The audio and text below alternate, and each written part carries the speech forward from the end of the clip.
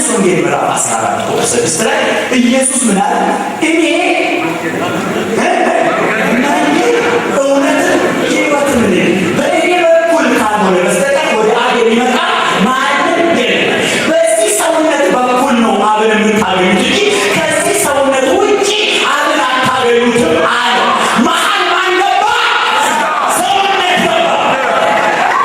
ስለዚህ አንድ እግዚአብሔር አለና በሰውና በእግዚአብሔር መካከል ደግሞ አንድ አለ፣ ሌላ አምላክ አለ። ምን አለ? አንድ ሰው አለ፣ አንድ ሰውነት አለ፣ የሥጋ ሰውነት አለ። አንድ እግዚአብሔርና አንድ የሥጋ ሰውነት። ምን አይነት ሰውነት? እግዚአብሔር የተገለጠበት ሰውነት፣ የመለኮት መልአክ ያደረበት ሰውነት፣ እግዚአብሔርን በሙላት የተሸከመ ሰውነት በመሃል ገባ፣ በመሃል ገባ። ሃሌሉያ። ምዕራፍ 5 ሮሜ ቁጥር 10 ከያዛችሁ ካልያዛችሁ ጻፍ ማለት ትችላላችሁ። እንግዶች ጠላቶች ሳለን ከእግዚአብሔር ጋር በልጁ ሞት ከታረቅን፣ እሺ በማን ታረቅን? በልጁ ሞት ታረቅን። እስቲ በልጁ ሞት ታረቅን። እሺ ልጁ ማን ነው? የሥጋው ሰውነት። ለምን ጳራሲስ ምን ያለው? በሥጋው ሰውነት በሞቱ በኩል ታረቃችሁ አይደል? እዛ ሆነ ደግሞ በልጁ ሞት ታረቃችሁ። ልጁ ሲባል እናንተ አንድ ልጅ መስሏችሁ እንዳትሞኙ። ልጁ ማለት የሥጋው ሰውነት ማለት ነው።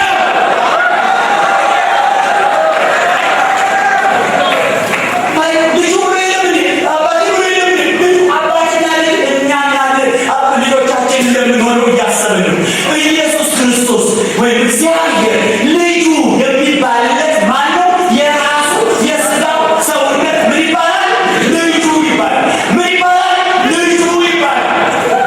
ስለዚህ ልጁ ከአንዱ እግዚአብሔር ውጭ ያለ አንድ እዛ ኳስ የሚጫወት ወይም ከሌላ ባህር ዳር አካባቢ የሚመላለስ ማለት ሳይሆን የአንዱ እግዚአብሔር የገዛ ሰውነቱ ልጁ ይባላል።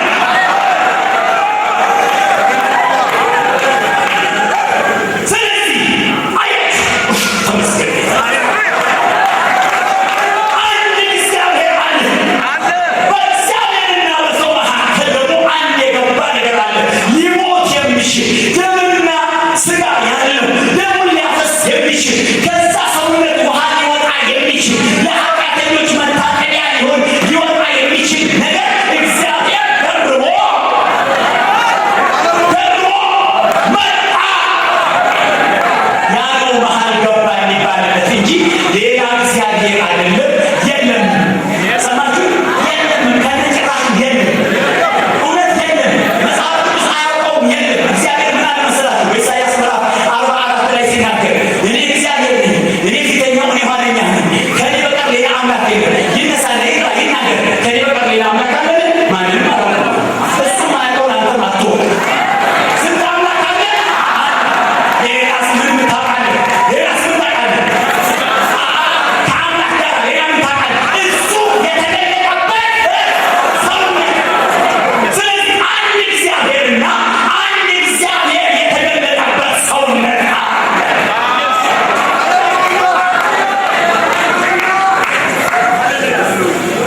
እሺ እንግዲህ ቆላስይስ ምን አለ? በሥጋው ሰውነት አለ። አሁን ቆላስይስ ጋር እንሄዳለን። አሁን ቆላስይስ ጋር እንሄዳለን። ምዕራፍ 2 እና ሌላ ቦታ ደግሞ እንሄዳለን። አይዟችሁ ይግባችሁ።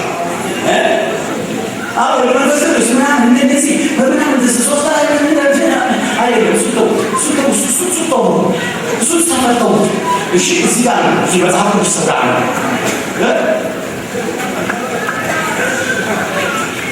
እሱን ለመናገር ምን ጊዜ የለም። እሺ መስቀል ያሉ የንግግር ልውውጦች ሰምቶ ቆይ እስቲ ዋናው ነገር ይሄ ሰውዬ ምን እንደሚል በዚህ ጉዳይ ላይ እጠይቀዋለሁ አለና ከጻፎቹም አንዱ ይላል ማርቆስ ምዕራፍ 12 ቆይ እስቲ ጋር ነው አሁን መፈተነው ኢየሱስ ክርስቶስን እዚህ ጋር ነው መፈተነው እዚህ ጋር ምን ያደርጋት ነው? በማርቆስ ወንጌል ምዕራፍ 12 ላይ ቁጥር 28 ጀምሮ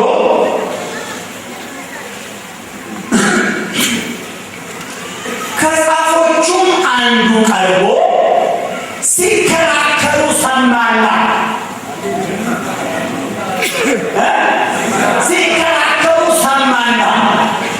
ያ የንግግር ጭቅጭቅ ሰማና እስቲ ቆይ ብሎ ገባ። ጸሐፊ ነው። ዛሬ በዘመኑ ሰዎች የሚሉት ቴዎሎጂያን ሰማና ጠጋ ብሎ እንዲህ አለ ከሁሉ ፊተኛይቱ ትእዛዝ ማናቸይቱ ናት ብሎ ጠየቀ። እስቲ ከሁሉ ፊተኛይቱ ትእዛዝ ማናቸይቱ ናት? ለምን ፊተኛይቱ ትእዛዝ እስራኤል ስማ ጌታ አምላካችን አንድ ጌታ ነው የሚል ስለነበረ በብሉይ ኪዳን እሷን ደምስሶ አሁን ሁለት ያለ ቢሆን ምክንያቱም ራሱን አምላክ እያደረገ ስለሆነ ያኛውም አምላክ ከሆነ ይህኛው ደግሞ ራሱን አምላክ ካደረገ ሁለት ሊሆኑ ነውና እስቲ ጉዱና ያለው ያንን መሰረት ከጣለና ካፈረሰ እዚች ጋር ነው የሚይዘዋልና ለመሆኑ ከትእዛዛቱ ፊተኛይቱ ማንቻይቱና እሱማ እስራኤሎች ስማ ጌታ አምላካችን አንድ ጌታ ነው። መልካም ገባኝ ያህል መጽሐፍ የኢየሱስ ክርስቶስን መምጣት አምላክን ሁለት አላደረገም። የፊተኛይቱን ትእዛዝ አልሻረም። የፊተኛይቱ ትእዛዝ እንዳለች ናት። እስራኤሎች ስማ ጌታ አምላካችን አንድ ጌታ ነው።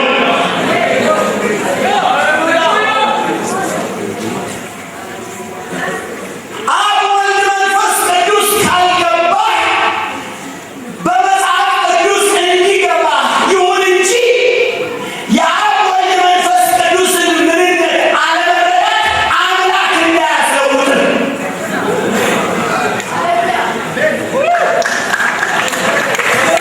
የአብ ወልድ የመንፈስ ቅዱስን ምንነት አለመረዳት አምላክን ብዙ እንዳያደርግብን አምላክ እንደሆነ አንድ ብቻ አንድ ነው፣ አንድ ብቻ ሆኖ ይኖራል። ኢየሱስ ክርስቶስ የተባረከ ይሁን። እዚህ በጣም ደስ የሚለኝ ለምንድን ነው ይህን ነገር መናገር ያስፈለገው እንደዚህ ካላችሁ ራሱ እዚህ ጋር የተጠቀሰው ማርቆስ ወንጌል ምዕራፍ 12 ቁጥር 29 ላይ የተጠቀሰው ቃል ብቻ በቂች ከትእዛዛቱ ሁሉ አልሰማሁም ወቆች ሁላችሁም በአንድ ከፍተኛ ድምፅ እሺ ፊተኛይቱን ሳንይዝ ኋለኛይቱን መያዝ ምን ይጠቅመናል? እናታመንዝር፣ እናትስረቅ፣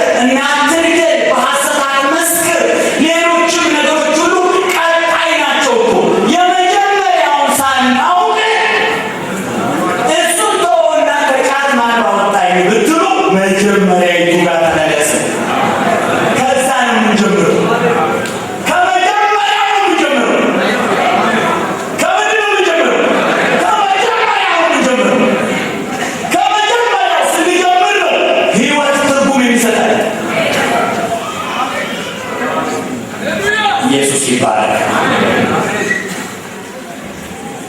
ወደ አንደኛ ጢሞቴዎስ ምዕራፍ 3 ይላል። አሁን አንድ እግዚአብሔርና በመካከል የገባውን ነው አይደለም? አንድ እግዚአብሔርና በመካከል የገባው ደግሞ አንድ አለ ተብሏል። ይህም በመካከል የገባውንና አንድ እግዚአብሔርን እናያለን። አንደኛ ጢሞቴዎስ ምዕራፍ 3 ቁጥር 16 ኢየሱስ ይባረክ። እንደዚህ ይላል። አንደኛ ጢሞቴዎስ ምዕራፍ 3 ቁጥር 16 እግዚአብሔርን የመምሰል ምስጢር ያለ ጥርጥር ታላቅ ነው፣ በሥጋ የተገለጠ አሜን። እዚህ ጋር ነው በመንፈስ የጸደቀ ለመላእክት የታየ በአሕዛብ የተሰበከ በዓለም የታመነ በክብር ያለ በሥጋ የተገለጠ እችን እንድትሉልኝ ይፈልጋሉ።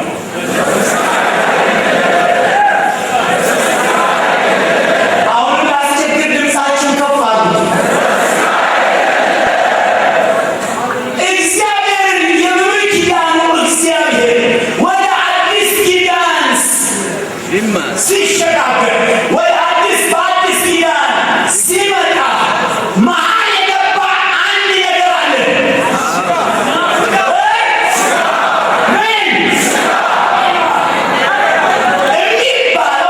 የሚባለው አማርኛው የመጽሐፍ ቅዱሱ አባባል አንድ እግዚአብሔርና አንድ እግዚአብሔር የተገለጠበት ሰውነት አለ ነው የሚባለው እንጂ ሁለት እግዚአብሔር አይባልም።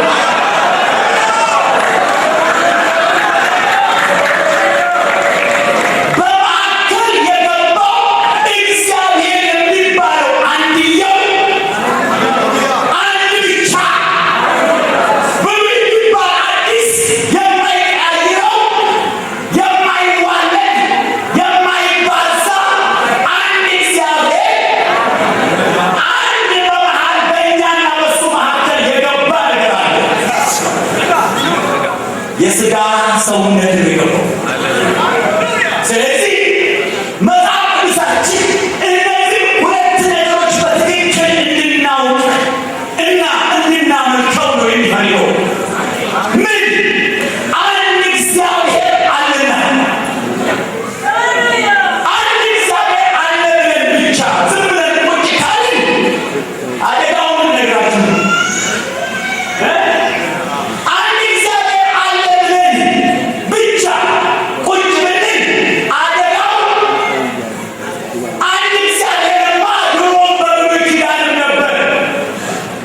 ሰው አዳንም ሰውን እንዲህ ያደረገው እግዚአብሔር በመሃል ያስገባው ነገር ነው። ያ ሰውነቱ ያ ሰውነት ባይኖር ኖሮ ያ ሰውነት በመስቀል ላይ ባይሰቀል ኖሮ ያ ሰውነት ባይገባ ኖሮ ያ ሰውነት በመስቀል ላይ ያን መከራ ባይቀበል ኖሮ አንድንም ነበር። በመሃል ገባ። ሌላ እግዚአብሔር ነው ወይ በመሃል ገባው?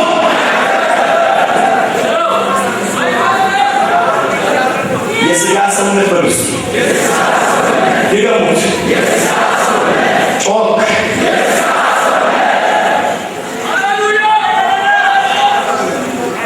ይህ ትርጉም እንዳይደለ ይኸው እግዚአብሔር በሥጋ ተገለጠ ነው የሚለውና እስቲ እንመለከታለን። የትኛው እግዚአብሔር? አንድ እግዚአብሔር። አንድ እግዚአብሔርን እንዳይነኩት አንድ አይነካም። ሰማችሁ? አንድ አይነካም፣ አይነካም፣ አይነካም፣ አይነካም። አንድ ሆኖ ይኖራል። አንድ ነው። ለዘላለም አንድ ነው። ኢየሱስ ይባላል። ዕብራውያን ምዕራፍ 10 ላይ እናነባለን። ዕብራውያን ምዕራፍ 10 ቁጥር 19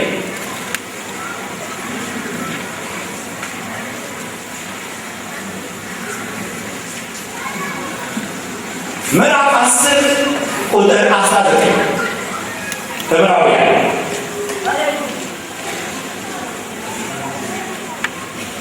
እንግዲህ ወንድሞች ሆይ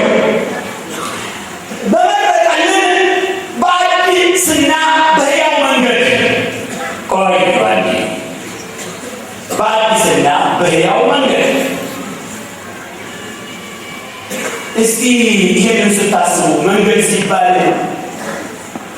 ይሄውን እኛ የመጣንበት ጎፋ መብራት ኃይል ምን ፒያሳ የሚያስኬደው መርካቶ የሚያስኬደው አስፋልት ወይ ኮረኮንች መንገድ አይነት ነው። መንገድ የሚሄድ የህይወት መንገድ መሄጃ ማለት መድረሻ ማለት ነው። ምን አዲስ ነው አለ ምን አዲስና ደግሞ ያው መንገድ ነው። መንገድ ማለት ምንድን ነው? ረጅም የምንደርስበት ማለት አይደለም። መቼም ባየር ሄዳችሁ ያሳዱባችሁ ማለት ነው። በምንድን ነው እንጂ በመንገድ ነው። ወደ እግዚአብሔር ለመሄድ አንድ አዲስና ህያው የሆነ መንገድ ተመረቀ። በመቀስ ሊቀጭ ተደርጎ አይደለም። ተመረቀ። አንድ መንገድ ተመረቀ፣ ተከፈለ። ህጋዊ መንገድ ሆነ።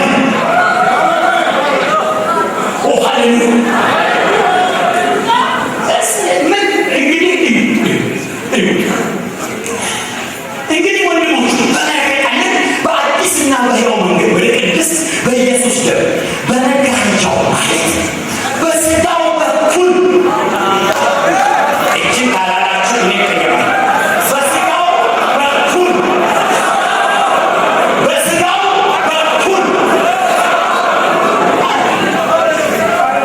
እንድንገባ ድፍረት ስላለ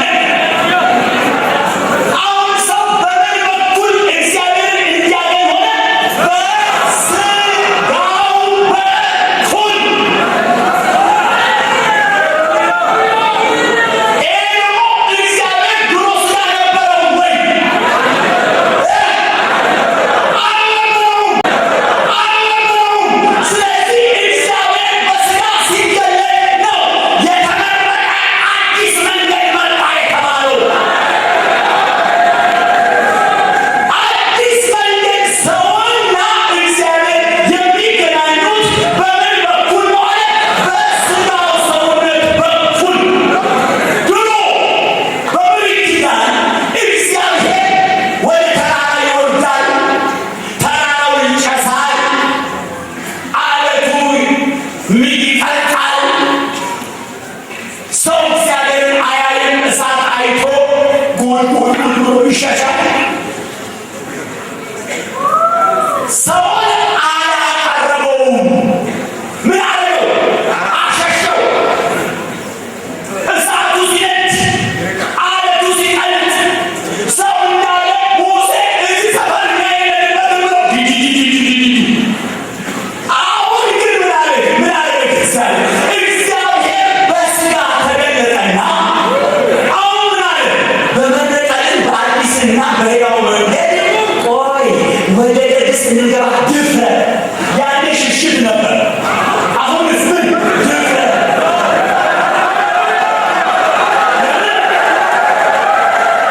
ለምን መሰለህ? እንዳለው የሚቃጠል እሳት የሚነድ ሌላ ነገር መብረቅ ነጎድጓድ የምድር መናወጥ ሳይሆን አሁን አንድ የለሰለሰ አፍንጫና ዓይን ያለው በመካከላችን ዱብ ብሎ እግዚአብሔርን ይዞ መጣ። አሁን ሰውን ሁሉ ኑ ወደ እኔ ሲል ሰው ሁሉ እያለ ወደ ክርስቶስ መምጣት ጀመረ። ወደ ማን እየመጣ ነው ያለው? ወደ እግዚአብሔር እየመጣ ነው። ወደ ማን እየመጣ ነው ያለው? ወደ አንድ አምላክ እየመጣ ነው ያለው። ሃሌሉያ! ኢየሱስ ይባረክ። ስለዚህ ምን አለ መጽሐፍ ቅዱሳችን? በስጋው ሰውነት በኩል በመጋረጃው ማለት በስጋው በኩል እንድንገባ ድፍረት ስላለ የዮሐንስ ወንጌል ምዕራፍ 14 ቁጥር 6 ላይ ምን አለ? የዮሐንስ ወንጌል ምዕራፍ 14 ቁጥር 6 ላይ ኢየሱስ ምን አለ? እኔ መንገድ እውነት ሕይወትም ነኝ፣ በእኔ በኩል ካልሆነ በስተቀር ወደ አብ የሚመጣ ማንም የለም። በዚህ ሰውነት በኩል ነው አብን የምታገኙት እንጂ ከዚህ ሰውነት ውጭ አብን አታገኙትም አለ። መሀል ማን ገባ? ሰውነት ገባ። ስለዚህ አንድ እግዚአብሔር አለና በሰውና በእግዚአብሔር መካከል ደግሞ አንድ አለ። ሌላ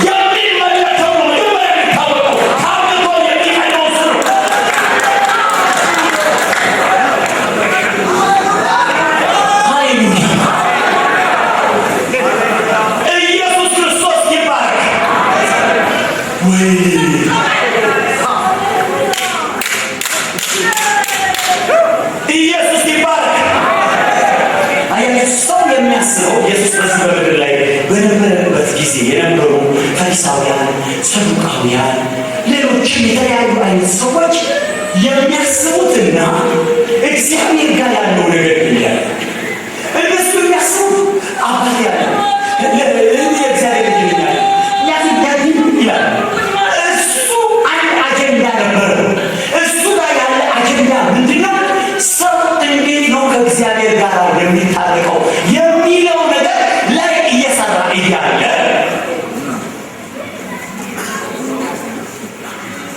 ወይ እንዴት አድርጌ ላስረዳችሁ መሰላችሁ? አሁን አንድ ትልቅ ስራ ህንፃ እየተሰራ ያለ ሰው ሁሉ እየተባረረ ሳይ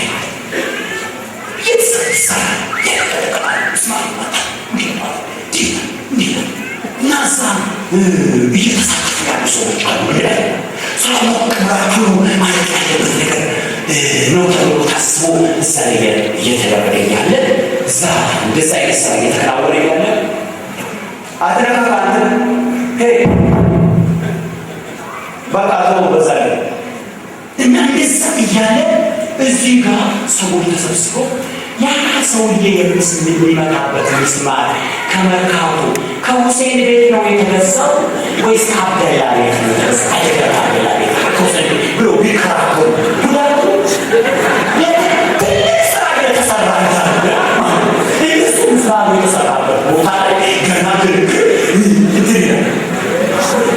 እግዚአብሔር ሰዎችን በአዳም ውድቀት ምክንያት ገደል የገባው በሰይጣን የተቆለፈበት ወህኒ የገባውን ሰው የሰው ልጅ ለማውጣት ሰውነት ለብሶ ስጋ ለብሶ ቱታ ለብሶ በምት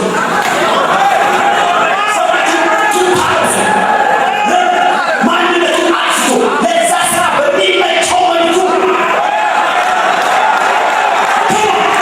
ለዛ ስራ ሰው ከሲኦል ለማውጣት ሰው ከዓለም ለማውጣት ሰው ከዲያብሎስ መንጋጋ ለማውጣት ራሱን አመቻችቶ ዓለም ስጋ ለበስ ከፈለገ ዝሆን መስሎ ከተመቸው ሰው ከሲኦል ለማውጣት ዝሆን መሆን የሚመቸው ከሆነ አላደረገም እንጂ ምን ሆኖ ነው የመጣው? ሰው መሆንና እንደዛ አይነት ሰውነት መልበስ ይመችኛል ብሎ ሲሰራ እነሱ ገና የማለት ነው ምናምን ብሎ ይጠይቃሉ። ስራ ላይ ያለው ሰውዬው አንተና እኔ ከታወሳቸው ማውጣት ስራ እየሰራ ነው። ግን ማነው እሱ? አንድ አምላክ በስጋ ተገልጦ በዚህ በምድር ላይ ተመላልሶ ስሙ የዘላለም የማዳን ስሙ መንጠልቀው አንተንና እኔ ከሲኦል መዞ የሚያወጣበት መንጠልቀው ኢየሱስ የሚባል ስም ይዞ ነው የመጣው።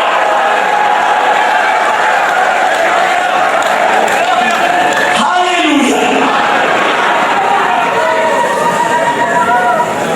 ሃሌሉያ! ኢየሱስ ይባረክ። የእግዚአብሔር ቃል በቆላስይስ ምዕራፍ 1 ላይ ቆላስይስ ምዕራፍ 1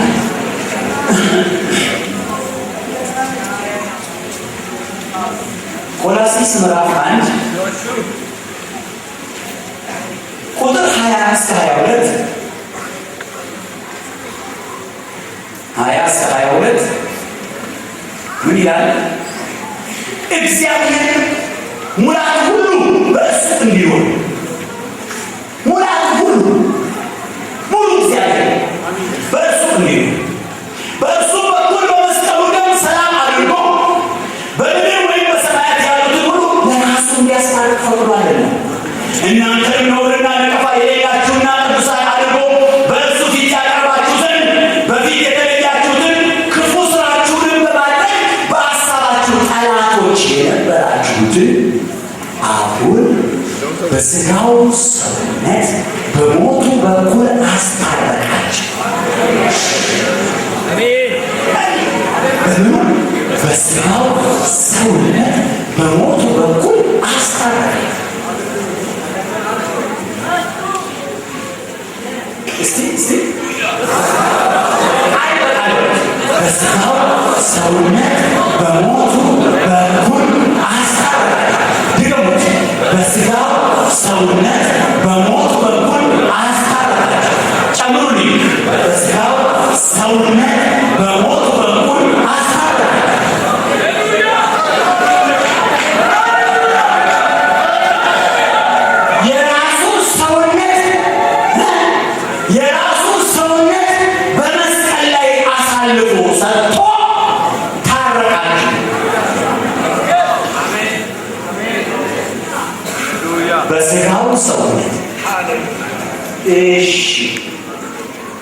ምንድን ነው ያልኩት? በሞቱ በኩል አስታረቀ። እንደገና ሰውነት በሞቱ በኩል አስታረቀ። እሺ ይዛችኋል? ይሄንን ሮሜ ጋር እንሂድ።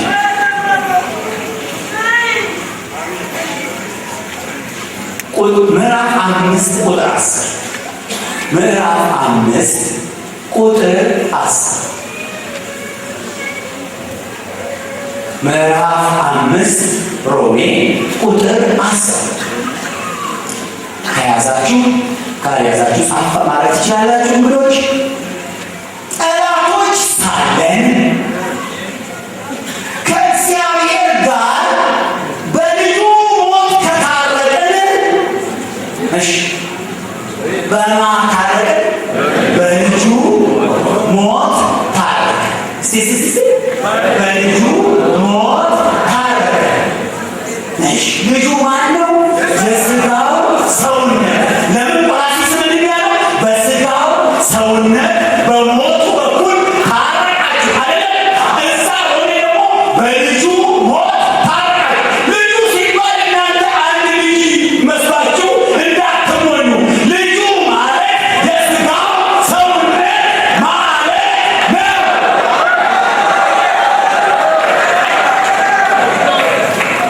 ልጁ ልጆቻችን እንደምንሆነው እያሰብን ነው። ኢየሱስ ክርስቶስ ወይም እግዚአብሔር ልጁ የሚባልለት ማን ነው? የራሱ የሥጋው ሰውነት ምን ይባላል? ልጁ ይባላል። ምን ይባላል? ልጁ ይባላል። ስለዚህ ልጁ ከአንዱ እግዚአብሔር ውጭ ያለ አንድ ኳስ የሚጫወት ወይም ከሌላ ባህር ዳር አካባቢ የሚመላለስ ማለት ሳይሆን የአንዱ እግዚአብሔር የገዛ ሰውነቱ ልጁ ይባላል።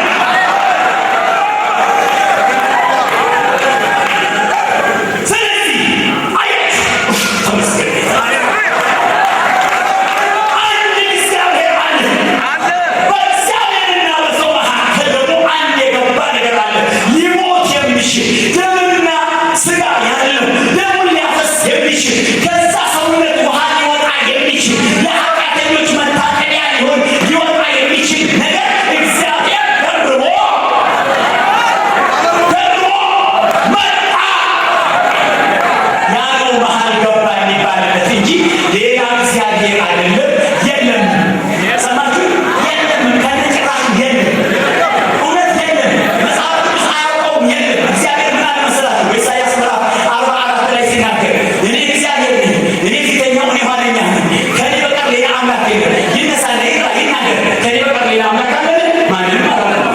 እሱ ማያውቀውን አንተም አትወቅ። ስንት አምላክ አለ? ሌላስ ምን ታውቃለህ? ሌላስ ምን ታውቃለህ? ከአምላክ ጋር ሌላ ምን ታውቃለህ? እሱ የተገለጠበት ሰውነት። ስለዚህ አንድ እግዚአብሔርና አንድ እግዚአብሔር የተገለጠበት ሰውነት አለ።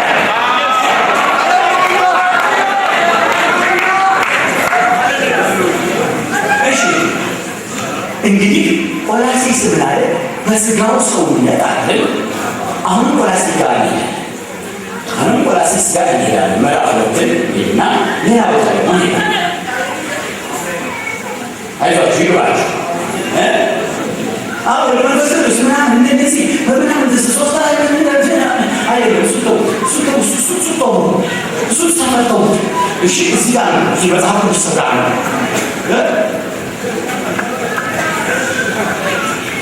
እሱን ለመናገር ምን ጊዜ የለም።